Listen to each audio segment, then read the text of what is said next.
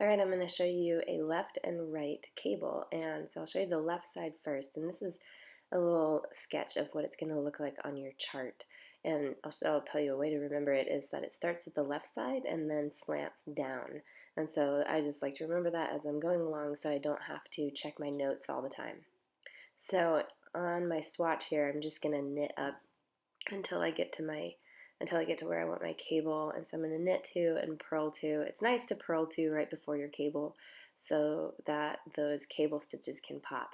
So in my pattern, it calls for a 3x3 cable, and so I'm going to pick up my cable needle here and put those first three stitches onto it. And since this is the left side first, I'm going to hold those in front, and then I'm just going to go knit the next 3 from my left needle. And when I finish those 3, I could work directly off of my cable needle, and I'll show you how to do that in a minute, but I'm going, for sanity's sake, I'm going to throw those back onto my left needle. And you want to hold on to these guys because they're going to want to pop off, because remember, you're stretching it from the right side.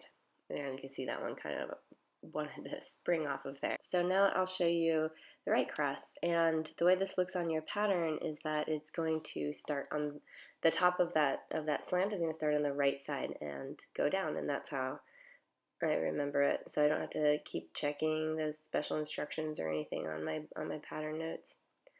So here it starts on the right side and then slants down.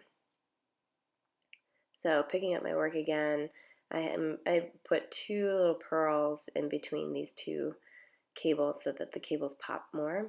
And so now here I'm at my next cable, and I'm going to take these first 3 stitches off, and I'm going to hold those in the rear. And I like to think right is rear, so I remember where to hold these guys. And then I'm going to knit the next 3 from my left needle, and I'll show you now how to just knit directly off of that cable needle. Pull it into working position, line it up with your left needle, and then just knit directly off of it.